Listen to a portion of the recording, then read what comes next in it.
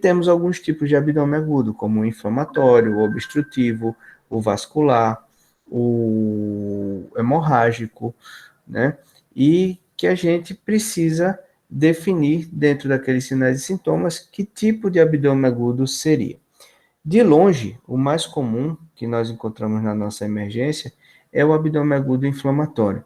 Então, a gente vai tentar conversar um pouco sobre ele e tentar fazer com que vocês consigam captar e entender o que é essa patologia. A gente define no abdômen agudo inflamatório alguns tipos específicos, ou seja, a gente tem um diagnóstico sindrômico, que é abdômen agudo inflamatório, e depois teremos os diagnósticos etiológicos, que no caso nós vamos falar basicamente da apendicite aguda, da colecistite e da diverticulite. Qual seria o conceito? Nós temos como conceito uma síndrome dolorosa aguda do abdômen de intensidade variável, que leva o doente a procurar assistência médica e requer tratamento imediato, seja clínico ou operatório. Por que esse diagnóstico de clínico ou operatório, ou esse tratamento imediato clínico ou operatório? Porque muitas vezes esse abdômen agudo, ele não é necessariamente um abdômen agudo cirúrgico. Por exemplo, uma doença inflamatória pélvica aguda, uma diverticulite que a gente vai ver quando falarmos sobre ela. Algumas classificações, alguns estágios a gente não precisa operar. Ao caso da colecistite, a litiásica, que muitas vezes a gente também não vai precisar operar. Há algumas outras patologias, como a apendagite, que é uma inflamação do apêndice epiploico, que também a gente não opera, mas que estão dentro do conceito de abdômen agudo inflamatório. O que é que eu preciso fazer para dar o diagnóstico deste paciente? Como em qualquer patologia, é importantíssimo que nós tenhamos uma história clínica bem colhida desse paciente, bem explorada, e o exame físico, que é importantíssimo para que a gente possa, dentro do que nós nos propomos a pesquisar nesse paciente, nós já podemos dar o diagnóstico etiológico, muitas vezes, sem precisar de exames complementares. E o que é que eles permitem? Eles permitem identificar o diagnóstico sindrômico em 75 a 90% dos casos, chegando a uma suspeita diagnóstica. Então, só com a história e o exame físico, eu tenho um percentual de acerto bem próximo dos 100%. Então, como exemplo, o tipo de dor, se é uma dor insidiosa, se é uma dor progressiva, a localização, se tem algum outro sinal ou sintoma associado. E quais são os tipos mais frequentes de abdômen agudo inflamatório? Nós temos a apendicite aguda, que de longe é o mais frequente, a colecistite aguda, que é uma complicação da colelitíase, a diverticulite aguda, que também é uma complicação da doença diverticular, a doença inflamatória pélvica, a pancreatite aguda, onde eu considero a doença inflamatória pélvica um capítulo que a gente precisaria estudar mais especificamente, principalmente com a associação da ginecologia e obstetrícia.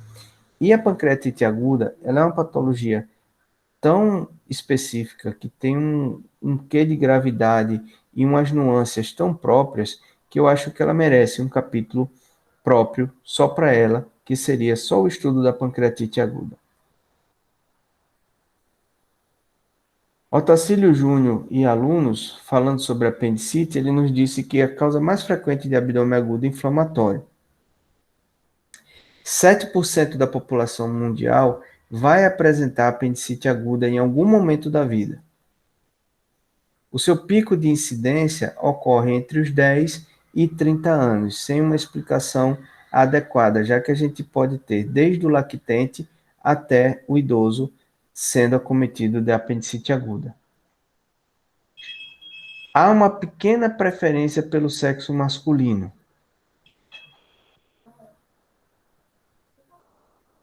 E como seria essa etiologia e fisiopatologia dessa apendicite aguda? Primeiro, a gente precisa ter uma obstrução por qualquer motivo, onde o mais frequente é o fecalito, onde a gente tem de 11% a 52% da obstrução da luz do apêndice. Lembrando que o apêndice é um órgão oco sem luz, né, com fundo cego. Vai ter um edema e aumento do muco devido a essa obstrução. Isso faz com que nós tenhamos uma estase vascular. Essa estase vascular, pela compressão do edema, vai trazer uma baixa vascularização, uma falta de irrigação desse órgão, trazendo isquemia, e a translocação bacteriana, trazendo a infecção do órgão. Essa isquemia, muitas vezes, ela pode evoluir também para necrose e perfuração do órgão.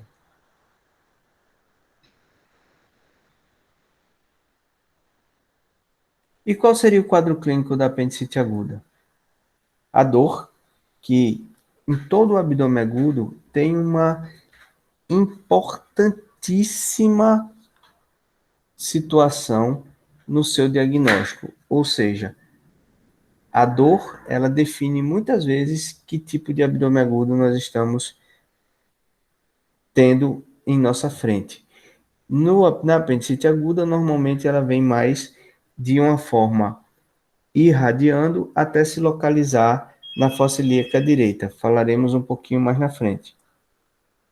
A anorexia, que é a perda de apetite, as náuseas e os vômitos, essa dor migratória, como eu falei, onde ela inicia na região epigástrica, se localiza e irradia e se localiza temporariamente na região periumbilical, irradiando e se localizando definitivamente na fossa ilíaca direita. Febre baixa, onde a febre alta é um sinal de complicação do quadro. Defesa abdominal, porque a secreção faz com que haja uma irritação do peritônio. Esse peritônio, com essa inflamação, ele vai fazer uma contração involuntária da musculatura, onde a gente vê aquele músculo tenso sem o paciente tentar fazer prensa abdominal, que é a rigidez abdominal involuntária, como eu falei. E a famosa descompressão brusca, que é o sinal de irritação peritoneal. O sinal de irritação peritoneal, ele se dá por uma agressão ao peritônio por qualquer tipo de secreção. Essa secreção vai trazer essa irritação de forma mais intensa e mais rápida de acordo com o seu pH. Quanto mais ácido for o pH, mais veloz e mais potente é a irritação desse peritônio. Isso faz com que a gente imagine que, do ponto de vista, e saiba que do ponto de vista de maior gravidade nessa irritação, a gente vai ter como maior secreção irritante o ácido clorídrico ou o suco gástrico, depois a secreção purulenta, depois o sangue, depois as fezes, porque nós vamos ter uma alteração de mais ácido para mais básico o pH dessas secreções. Nesse intermeio, vem também a secreção entérica, que é uma secreção ácida.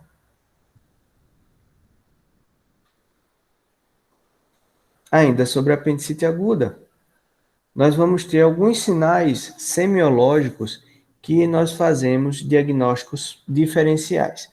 Esse sinal é o sinal dos Pessoas, que é uma dor à extensão da coxa direita, que faz com que nós tenhamos a suspeição de uma psoite. O sinal do obturador, que é dor à rotação interna da coxa, que também faz com que a gente pense em patologias que não seja a apendicite. O sinal de Hovsing, que é dor no quadrante inferior direito, que quando se palpa o quadrante inferior esquerdo, você desloca a coluna de ar, o deslocamento dessa coluna de ar faz uma distensão do seco, essa distensão do seco vai fazer também uma distensão do apêndice, causando que, se esse apêndice estiver inflamado, o paciente refere dor. Então, também é um sinal de pesquisa da apendicite. O sinal de Dunphy é o aumento da dor quando o paciente tosse. Então, o paciente, ao tossir, ele faz um aumento da prensa abdominal e essa prensa abdominal faz com que ele, tendo irritação peritoneal, ele refira dor.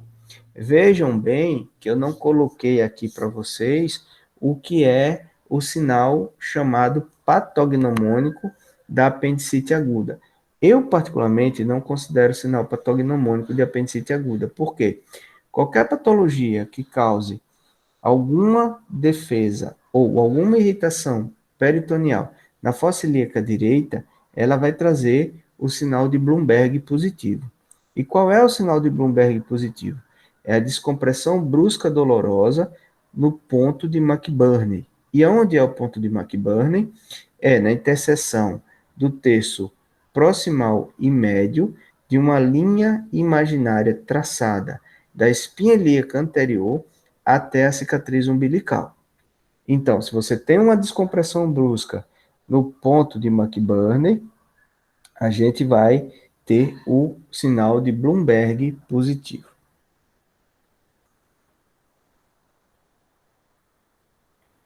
O diagnóstico da apendicite, quando nós vamos fazer, e como eu já falei, ele está baseado na história clínica e no exame físico. Mas nós podemos fazer disso um tripé de alicerce para esse diagnóstico, que seria os exames complementares. Só que, se você tem uma história clínica muito sugestiva, se você tem um exame físico extremamente sugestivo também, você não vai perder tempo esperando exames complementares para poder dar o diagnóstico de apendicite aguda. Mas o que a gente pode ter de exames complementares para nos corroborar nesse diagnóstico? O leucograma, que vai nos mostrar um leucograma de padrão infeccioso, ou seja, leucocitose, desvio à esquerda e linfopenia. A proteína C reativa, que é um exame que é bem preditivo de diagnóstico, porque a gente vai ver, apesar dela ser inespecífica, qualquer reação inflamatória traz um aumento da proteína C reativa, na apendicite ela tem uma característica de, associada à dor, associada à história clínica, se você tem uma proteína C reativa aumentada, a gente tem um grande valor preditivo de um diagnóstico positivo para apendicite aguda. O exame de urina tipo 1, que é o nosso EAS, sumário de urina, para a gente fazer o diagnóstico diferencial em relação à infecção urinária. O beta-HCG, evidentemente, quando a gente tem mulheres na idade fértil, para a gente também dar o diagnóstico diferencial em relação a uma gravidez ectópica. A ultrassonografia abdominal, que é um exame excelente de imagem para a gente dar o diagnóstico de apendicite aguda, mas tem um grande porém, que ele é examinador dependente, ou seja, ele necessita de um examinador experiente. A tomografia computadorizada, que para o nosso universo, ela é muito boa se a gente tem uma facilidade de tê-la para nosso arsenal propedêutico, porque a gente pode até muitas vezes já ter uma noção da evolução dessa apendicite.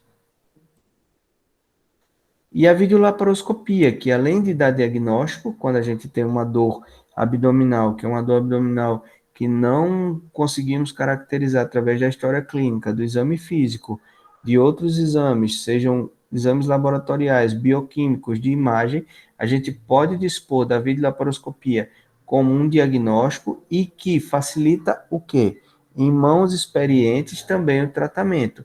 Então, se a gente tem o treinamento em videolaparoscopia, a gente pode utilizá-la de forma diagnóstica e terapêutica. Aqui para vocês, a imagem do ultrassom de um apêndice. Então, você inflamado, você vê um espessamentozinho da parede, você vê aquela imagem que vocês sabem, o ultrassom é uma imagem dinâmica. Então, a gente vê aquela alça parada, mas com espessamento da parede, e muitas vezes a gente tem fecalito, consegue ver a obstrução da luz do apêndice, que não é esse caso. A gente tem o corte longitudinal e a gente tem o corte transverso, que a gente vê também essa imagem com a parede espessada e muitas vezes chamada imagem em alvo. Aqui a tomografia computadorizada, mostrando sinais de espessamento do parietal. A gente muitas vezes tem a densificação daquela gordura periapendicular, tá certo? Que é um sinal também que a gente pode considerar indireto de apendicite. Muitas vezes, a gente, quando faz a tomografia, a gente consegue também ver a obstrução do apêndice. Isso já fala para a gente e já confirma o diagnóstico de apendicite, desde que a história e o exame físico esteja compatível. O raio-x simples de abdômen, que a gente sempre tem que considerar, e é a rotina radiológica para abdômen agudo que a gente faz, que é o raio-x de tórax em AP, o raio-x em ortostase e o raio-x, desculpa, o raio-x simples de abdômen em ortostase e o raio-x simples de abdômen em decúbito dorsal. O que é que eu vou procurar nesse exame de raio-x, na radiografia simples de abdômen, que possa me fazer pensar num diagnóstico de apendicite? Então, a gente vai ter um apagamento da sombra do psoas, a gente pode ter níveis hidroaéreos na fossa ilíaca direita e, dependendo da densidade dessa obstrução, um fecalito, algo que tenha uma radio-opacidade, a gente pode observar a obstrução no apêndice. E o tratamento? Como é que eu trato a apendicite aguda? No passado, o que eu vou falar era uma heresia, mas hoje em dia já se preconiza o tratamento da apendicite de forma clínica. Então, nas apendicites não complicadas iniciais, você pode utilizar de analgésico, antibiótico e reverter esse quadro do paciente. Como também em alguns abscessos localizados em serviços que você tenha como acompanhar esse paciente, que você tenha um serviço de radiologia intervencionista adequada, você pode drenar percutaneamente esse abscesso e tratar o paciente como clinicamente através do uso de antibióticos. Eu tenho que falar, mas eu não sou adepto disso de forma alguma. Eu acho que apendicite diagnosticada é apendicite tratada cirurgicamente, tá? A gente não vai ficar de forma insegura com esse paciente. A gente sabe que a gente retirou o apêndice, fez o tratamento com antibiótico e a gente resolveu a vida desse paciente. Claro que toda cirurgia tem sua morbimortalidade, claro que toda cirurgia tem suas complicações, mas a gente tem que buscar ser o mais seguro possível para o paciente.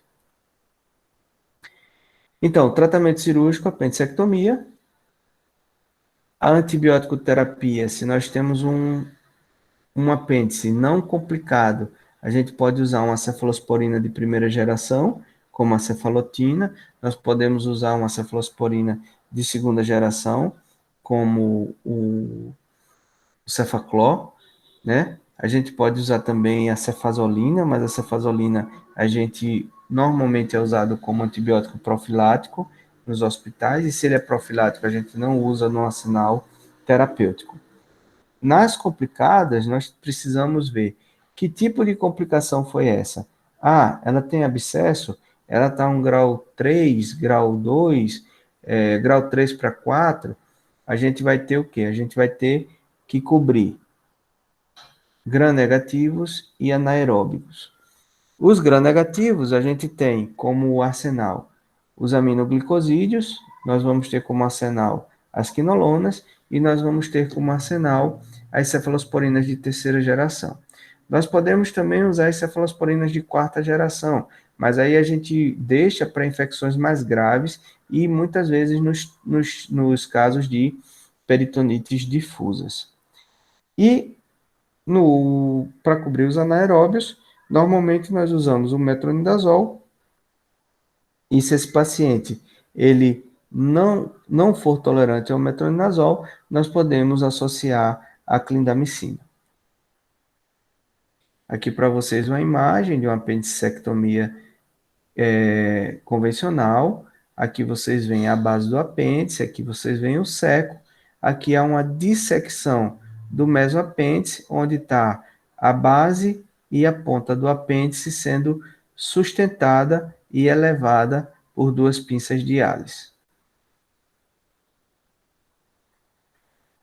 Aqui nós temos a convencional e aqui nós temos a videolaparoscopia. A incisão cirúrgica na apendicite, há muito tempo se convencionava usar a incisão oblíqua ou incisão de McBurney. Então você pegava no ponto de McBurney e fazia uma incisão oblíqua. Essa incisão, do ponto de vista estético, ela não era interessante, já que as linhas de força do abdômen, elas têm uma tendência a serem transversas. Então, hoje a gente usa a incisão no ponto de McBurney transversa, dependendo do grau da apendicite, que é a incisão de Hockey-Davis, ou também conhecida na roda da malandragem como incisão de Davis. Nós podemos usar a mediana infraumbilical, se tiver sinal de infecção ou de peritonite difusa, nós podemos usar uma chifopubiana, tá certo? Nós também podemos usar as paramedianas laterais ou as incisões de Linander, que são incisões que a gente faz na borda, medianas na borda lateral do reto abdominal, mas que já está em desuso tanto quanto a incisão de McBurney. Nós damos preferência hoje às incisões de Davis, Hockey-Davis, nós damos preferência às medianas infraumbilicais e, nos casos mais graves, nas laparotomias chifopubianas. Na videolaparoscopia, que para mim hoje talvez seja a técnica melhor para você operar apendicite, nós usamos portais que são feitos através de orifícios com incisões de no máximo 1 centímetro e 5 milímetros, onde nós introduzimos os trocáteres. Essa forma é uma forma de localização dos trocáteres entre tantas outras. Eu prefiro utilizar o trocáter umbilical, o trocáter no hipogástrio e substituo o trocáter no flanco pelo trocáter na fossa ilíaca esquerda. E eu opero da esquerda para a direita, onde eu tenho a visualização e trabalho com apêndice de frente para mim. Então, o auxiliar, ele fica fazendo a câmera na parte cranial do paciente, tá? E eu fico desse lado operando, utilizando aqui como minha mão esquerda e na fossa ilíaca direita como minha mão direita.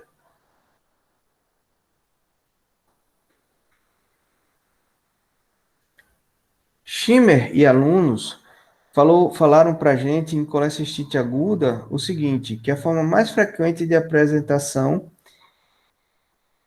litiásica da vesícula biliar. Então, é a complicação mais frequente. Nos Estados Unidos, 10% da população adulta ela é portadora de litíase biliar, aumentando assim a possibilidade de complicações através da colecistite aguda. 20% dos adultos da quinta década, eles têm colelitíase e, portanto, são suscetíveis à complicação da colecistite aguda. 35% dos adultos da sétima década, que também acarreta uma complicação muito maior, que além da colecistite aguda, é a neoplasia de vesícula. E por que eu estou dando tanta referência, falando em colecistite aguda, falando da colelitíase? Porque a colelitíase, ela é a patologia que a colecistite aguda é a sua complicação. Prevalência. Nós vamos ter na obesidade, diabetes mellitus, abuso de estrógenos, gravidez, cirrose, hemodiálise, onde esses casos nós temos prevalência e aumento da possibilidade desses pacientes terem colelitíase. Quadro clínico da colecistite aguda é de início súbito, dor em epigástrio e hipocôndrio direito. Muitas vezes o paciente ele fica um pouco perdido em relação ao diagnóstico, por ser um diagnóstico diferencial importantíssimo das patologias dispépticas, náuseas e vômitos, febre, que aí já não é uma febre mais tão baixa, que pode variar de 37,5 a 38 graus Celsius. Febre alta, a gente vai ter, como eu falei também na apendicite, dentro das complicações, então, na necrose, no empiema de vesícula e na perfuração, nós teremos febres altas, acima de 38 graus, podendo também cursar com calafrios. O que é que eu acho no exame físico da colecistite aguda? Uma massa palpável em hipocôndrio direito, que a gente chama de plastrão, em 25% dos casos. Sinal de Murphy. E o que é o sinal de Murphy? É a palpação com o polegar no ponto cístico, se pede para o paciente inspirar e se o Murphy ou o sinal de Murphy for positivo, ele vai fazer um entrecortamento dessa respiração. Então, ele respira fundo, se ele tiver dor, ele para a respiração no meio. Isso a gente chama de sinal de Murphy positivo, que também erroneamente, e como se fosse uma lenda urbana, se acha que o sinal de Murphy é patognomônico de colecistite aguda, e não é. As cólicas biliares também pode-se ter sinal de Murphy. Mas a massa palpável em hipocôndrio direito, ou seja, o plastrão, ou a própria vesícula palpável, a gente pode dizer que isso sim é não patognomônico, mas aumente muito a incidência do nosso diagnóstico, a prevalência de colecistite aguda. E quando eu tiver icterícia? É igual a complicação. A gente pode ter hepatites transinfecciosas, nós podemos ter uma fístula colecisto-coledociana, que é chamada de síndrome de Mirise, nós podemos ter a coledocolitíase e a própria pancreatite, porque a pancreatite mais comum é justamente a pancreatite biliar, que é causada por uma migração de um cálculo da árvore biliar, fazendo uma irritação do ducto pancreático, edema e inflamação do órgão. Exames complementares. A ultrassonografia é o padrão ouro.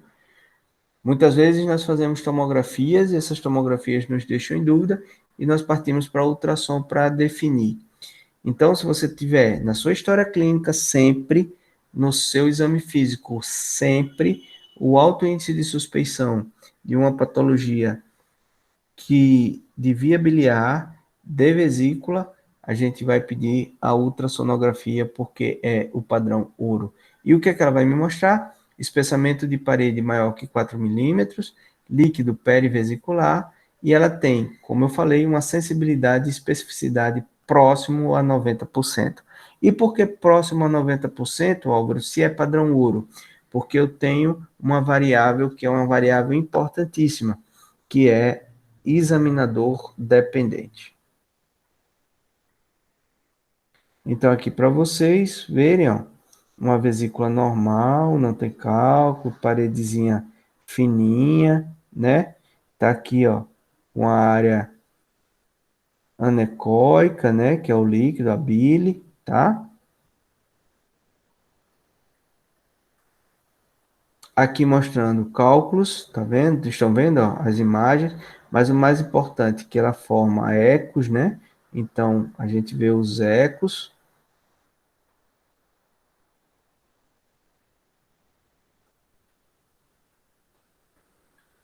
E o tratamento cirúrgico precoce.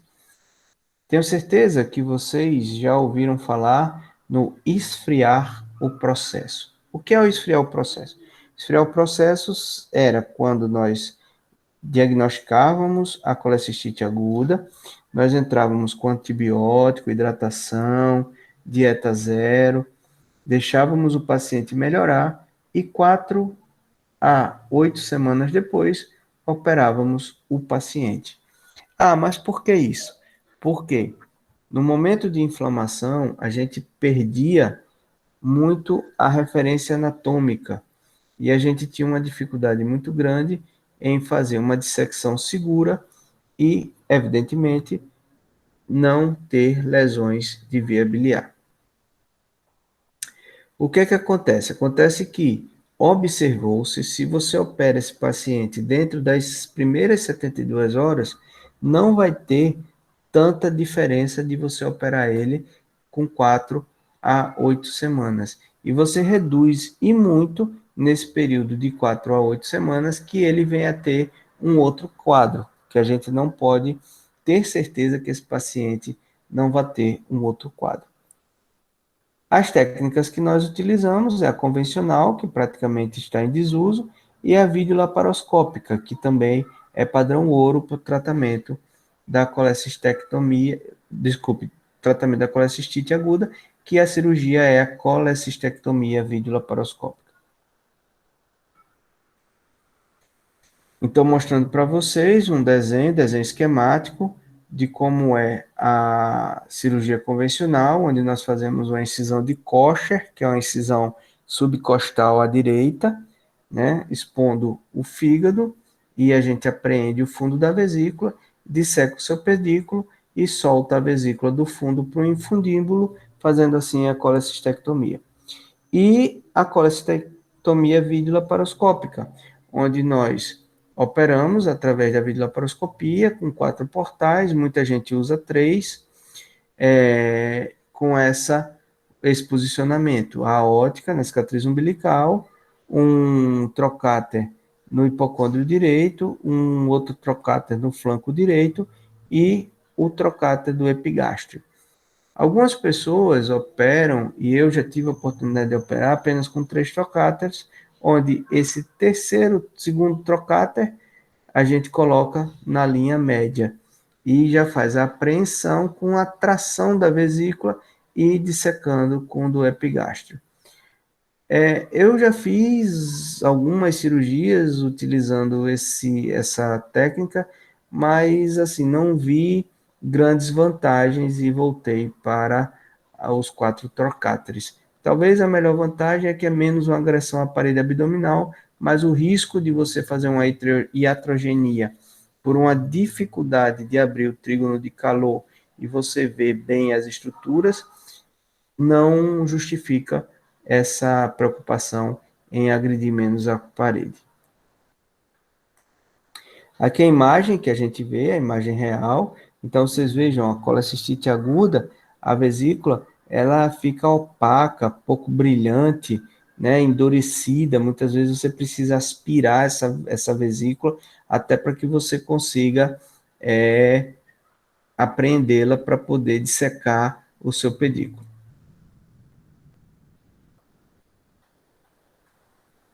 A diverticulite aguda, prevalência altíssima nos países ocidentais, por nossa dieta paupérrima em fibras.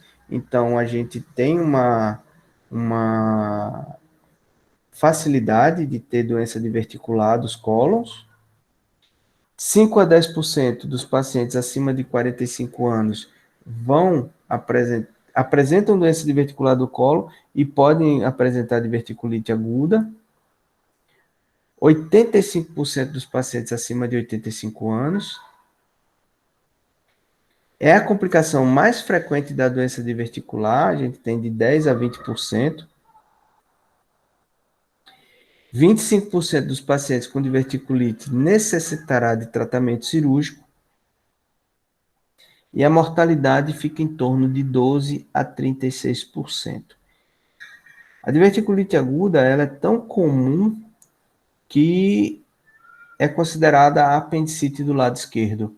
Então, se você tem um paciente acima de 45 anos que vem apresentando de forma aguda uma dor na fossa ilíaca esquerda, que muitas vezes pode ter sinal de irritação peritoneal, pense em diverticulite aguda. A doença diverticular ela pode se localizar em qualquer segmento do cólon.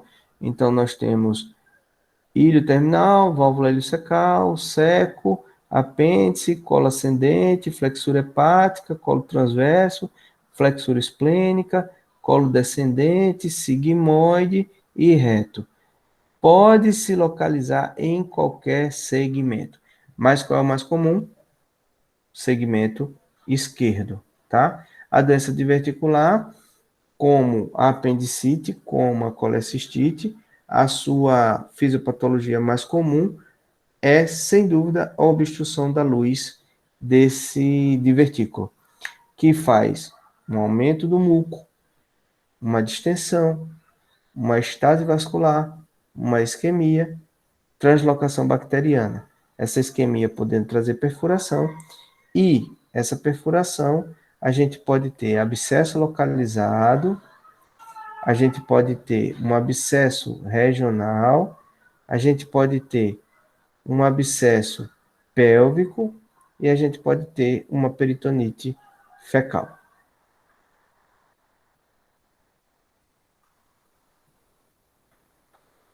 Quais são os sintomas?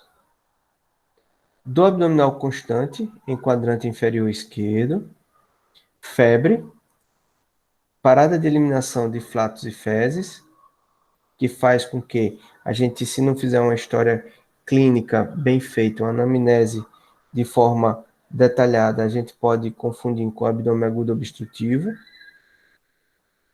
diarreia,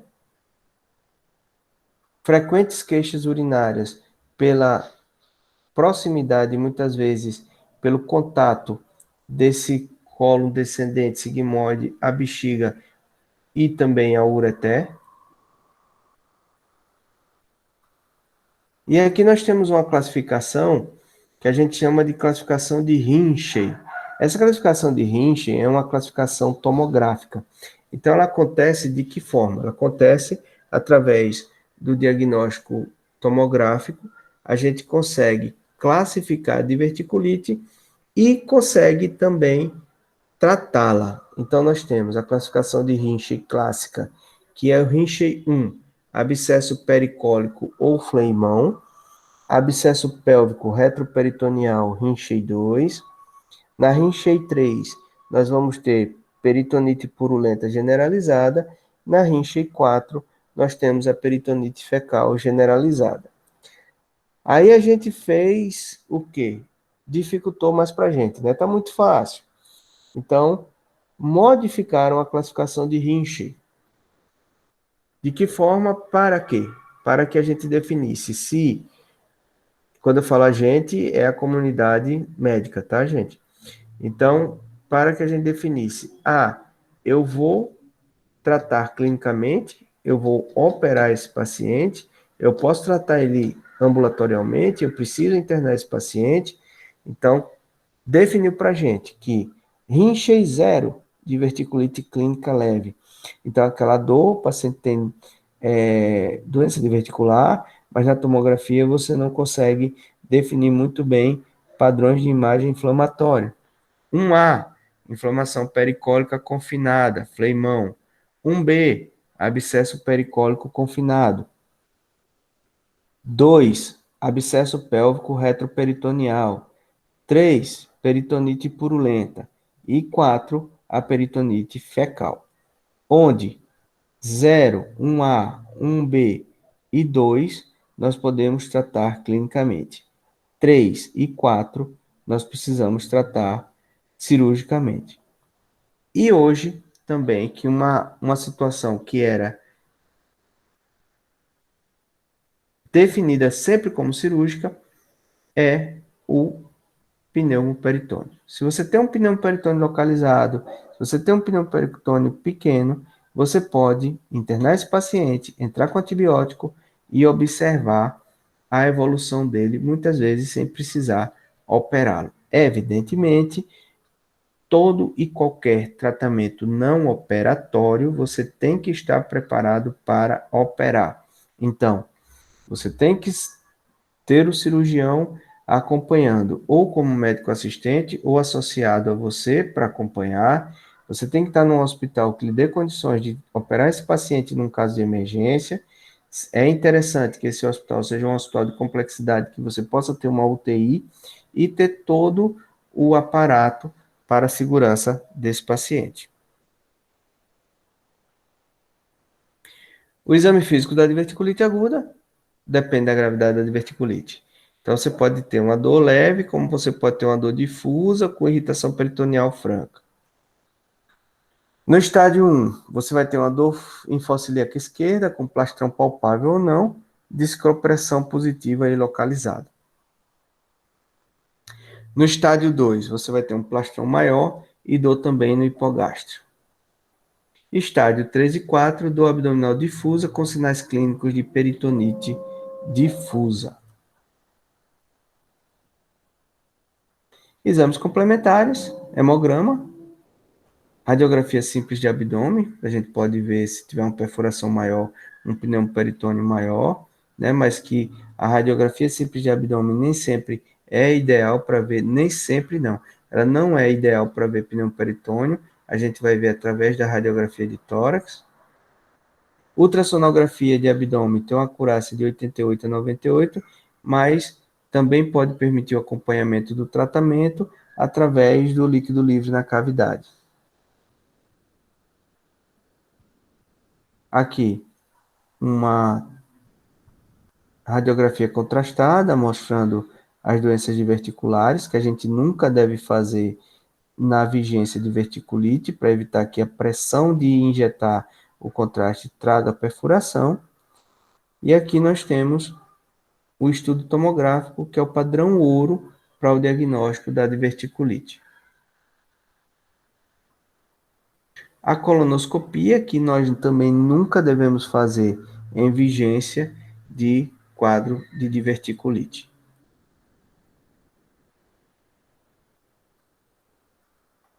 Então, como eu falei para vocês, tomografia computadorizada padrão ouro, porque através da classificação de Rinchey, a gente dá o diagnóstico e define como vai tratar esse paciente, e tem uma sensibilidade e especificidade em torno de 90%.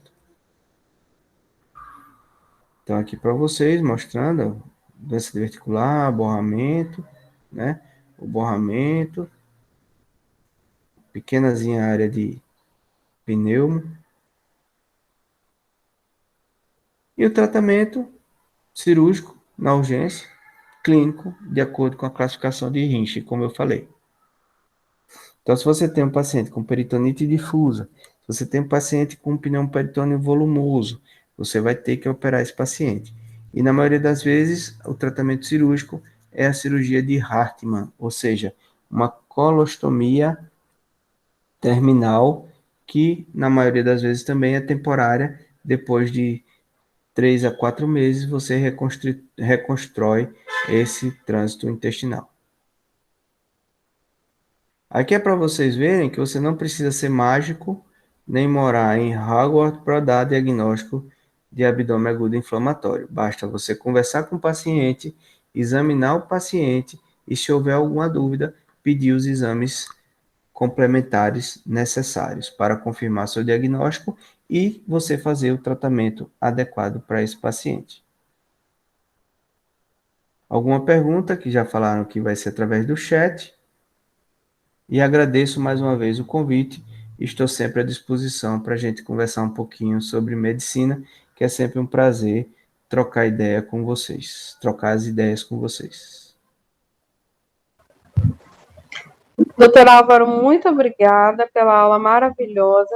Eu vou ler aqui as duas perguntas que já colocaram no chat e vou dizer para quem quiser fazer, ainda dá tempo, pode colocar a pergunta no chat, por favor, que a gente vai ler para o professor responder. Lívia pergunta: na colecistite aguda, a escolha entre intervenção cirúrgica convencional e videolaparoscópica é somente pela questão estética ou tem alguma diferença no pós-operatório? É na apendicite, não é isso? E Não não, é só. Pode repetir, por favor, a pergunta, que eu estava aqui parando a apresentação e me distraí um pouco. ela colocou na colecistite mesmo. Lívia, se você puder confirmar se a pergunta era essa. Se a escolha entre a cirurgia convencional e a videolaparoscópica é só por questão estética ou se tem diferença no pós-operatório? Ah, eu estou vendo aqui, eu abri aqui o chat. Não tem nada a ver questão estética, tá? Hoje, a videolaparoscopia, ela é padrão ouro de tratamento em N patologias.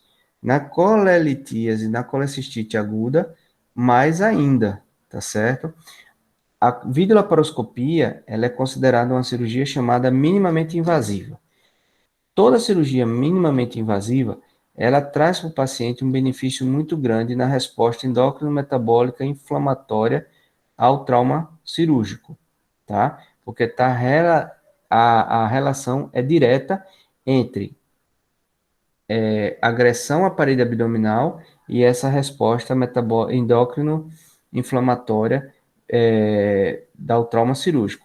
Então, quando nós fazemos a videolaparoscopia, a resposta no pós-operatório para o paciente é fantástica, inclusive no tocante a retorno às suas atividades habituais, tá?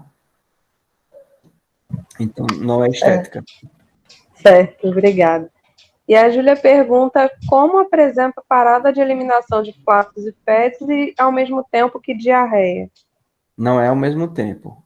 São sinais e sintomas que ela pode ter, tá? Então, você pode ter o paciente que curse com diarreia e você pode ter o paciente que curse com parada de eliminação de flatos e fezes, né? Aí confunde muito. Uma coisa que eu até não falei na apresentação é que os abdômenes agudos, eles meio que se entrelaçam. Então, muitas vezes você tem aquele abdômen agudo inflamatório que vira um abdômen agudo perfurativo, você tem um abdômen agudo inflamatório que pela a peritonite forma uma adesão das bridas, formando um abdômen das alças, formando um abdômen agudo obstrutivo.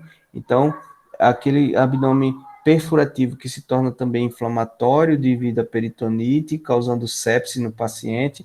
Então, você tem esse entrelaçamento dos abdômenes agudos, uma coisa muito dinâmica, né? Assim como os sinais e sintomas. Você pode ter pacientes que tenham diarreia por um aumento do trânsito intestinal, de acordo com a inflamação daquele divertículo, como você pode ter uma inflamação mais evoluída, trazendo a parada do peristaltismo e assim a parada de eliminação de flatos e fezes. Certo, obrigada. Gente, mais alguma pergunta? Senão a gente vai encerrar. Enquanto isso, eu quero. Ah, perdão, pode falar, Júlia. Fala, Alice, tá falando. Eu queria aproveitar e puxar o gancho para avisar que a gente vai ter mais uma aula com o doutor Álvaro, que é de abdômen agudo obstrutivo. E aí todos estão convidados também para a gente aprender melhor, tirar essas dúvidas aí para não cair na confusão. Quero agradecer mais uma vez, professor Álvaro, pela disponibilidade. É muito bom ter essa aula com o senhor aqui, a gente se sente muito prestigiado. Então, em nome da LA, que nós agradecemos, e em nome da LAGEM, vou deixar a Júlia falar. Tá certo. Eu tinha uma dúvida antes dos agradecimentos.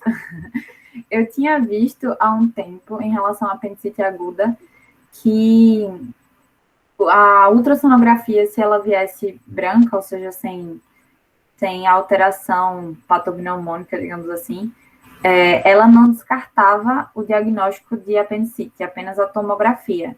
Isso na prática funciona ou se não tiver Se não tiver alteração, realmente é descartado. Funciona assim, Júlia. Funciona com certeza. É como eu falei. O que a gente precisa ter para dar o diagnóstico em qualquer patologia e muito mais ainda no abdômen agudo? É uma história clínica bem feita e um exame físico excelentemente bem feito, tá? Os exames complementares, todos eles têm detalhes que podem muitas vezes confundir o examinador, né? O ultrassom, ele tem essa máxima. Ele vindo negativo, não quer dizer que ele vá descartar a apendicite, tá? Como o inverso é, se viu que tem o apêndice espessado, é porque é apendicite, tá? Então, a gente precisa ter essa parcimônia em relação aos exames complementares, né? Porque, como o nome já diz, exame complementar, ele está complementando a sua história e o seu exame físico. Em tudo que a gente faz na medicina, o importante é a anamnese e o exame físico, tá? Eu tenho essa preocupação muito grande, principalmente passar para vocês, porque o que a gente vê hoje? Vê muito o estímulo, muito a, aquela questão de peçam exames, peçam exames, peçam exames. E muitas vezes eu já botei N pacientes, mas N pacientes que eu perdi conta de acordo com o exame físico e a anamnese, né? Então, assim, não há por que você aumentar o custo desse paciente para o erário, não há por que você atrasar e muitas vezes operar esse paciente numa situação pior, esperando um exame complementar, que muitas vezes vai só confirmar o que você já sabe, né? Aí diz, não, mas é melhor para documentar, vamos documentar isso. Documento é o prontuário. Escreva bem feito, escreva seu exame bem feito, que aí você está muito bem documentado, você não vai precisar de exame nenhum, se você não tiver dúvida.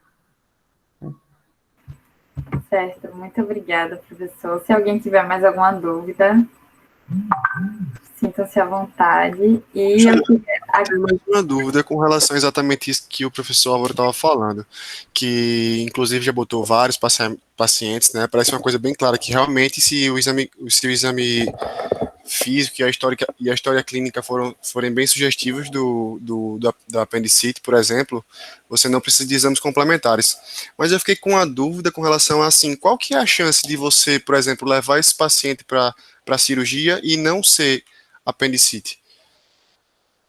E Então, qual o problema isso traria para o paciente, por exemplo? Então, é aquela coisa. Uma laparotomia branca, que é isso que acontece quando a gente leva um paciente para cirurgia e esse paciente não tem o que a gente esperava, e muitas vezes não tem nada, isso acontece. Todos os excelentes serviços do mundo têm um índice de laparotomia branca, isso não desmerece ninguém, nem nenhum serviço. Pode acontecer, pode acontecer. Mas aí é que tá. Se você tem uma dúvida em relação ao seu exame físico, à sua história clínica, o seu exame físico, não ficou muito claro que aquilo é um apendicite, então sim, o exame complementar é excelente. E qual é o exame complementar que a gente vai fazer? O exame complementar para o abdômen agudo inflamatório, que seria o quê? Quais são os exames laboratoriais que a gente precisa para o abdômen agudo inflamatório? O hemograma, o PCR, sumário de urina, para servir de balanço ou parâmetro para que a gente tenha um diagnóstico diferencial, tá certo? Nas mulheres de idade férteis, o beta-HCG e os exames de imagem. A gente pode começar, dependendo do serviço. Eu tenho facilidade de ter um ultrassom? Tenho, ótimo, beleza. Então vamos pedir ultrassom. Para mim é mais fácil fazer a tomografia. Essa tomografia realmente vai acrescentar para o seu diagnóstico? Vai ser ideal para você? Vai. Então, faça a tomografia. Mas eu não tenho nada disso na minha história. Eu acho que ele tem no meu exame físico. Eu fiquei muito em dúvida. Eu vou perder mais se eu não operar esse paciente do que se eu operar esse paciente. Tá certo? Toda cirurgia tem suas morbimortalidades? Tem, mas a gente tem que lembrar que o abdômen agudo inflamatório, quando ele complica, ele mata. Então, muitas vezes é melhor a gente pecar um pouco por excesso do que pecar por falta. O ideal é história clínica bem feita, exame físico bem feito, exame complementar dirigido para qual é a sua dúvida, tá? Mas, volto a dizer, ninguém fica desmerecido, nem o cirurgião, nem tampouco o serviço, se for uma laparotomia branca. Acontece. Entendi, professor. Muito obrigado, viu? Nada. Então, se não houverem mais dúvidas, eu queria agradecer também, em nome da Liga de Gastro e Nutro, né, a nossa parceria aqui com a LAC, e a aula foi excelente. Muito obrigada pela disponibilidade, tanto dessa aula quanto da próxima, né, daqui a 15 dias, para todos, já fazendo a propaganda, de abdômen agudo obstrutivo. Muito obrigada, professor. Gente, eu agradeço demais o convite de vocês. É sempre um grande prazer a gente poder estar aqui com as ligas, essa vontade de aprender deixa a gente muito feliz e muitas vezes tira aquele cansação do dia todo que a gente teve de trabalho e para a gente de noite estar conversando um pouquinho sobre medicina e passando quase nada do que eu sei para vocês. Tá certo? É sempre um prazer estar aqui com vocês. Obrigado a LAC, obrigado a Laguem. Laguem ou Lagem, né? Lagem. É isso, pessoal. Boa noite a todos. Obrigada por comparecer. Obrigada mais uma vez ao professor, a LAC. A gente se vê terça-feira que vem. A gente vai repor a aula de hepatites que não pôde acontecer, né, semana passada, nem essa semana. Já está confirmada para a próxima terça. E daqui a 15 dias, aula de abdômen agudo obstrutivo. Boa noite a todos. Muito obrigada. Boa noite, obrigado.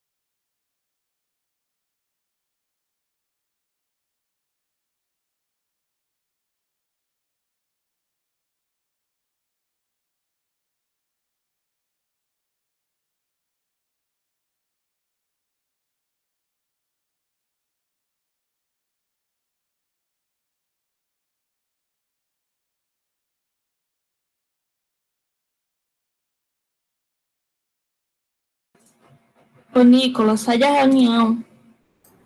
Ele tá com o áudio mutado, não tá nem ouvindo a gente mesmo. Então, manda ele, expulsa ele. Quem é que tá aqui pra expulsar ele? Não sou eu, não. Ai, que droga. Tem que parar a gravação também. Nadine, fala com o Nicolas aí pra ele sair. Agora a gravação, ela não tá mais aqui. Quem botou pra gravar foi a Alicia. Lívia, no caso, não foi Alicia, não. Eita. E ela não tá mais aqui, eu não sei como é que faz.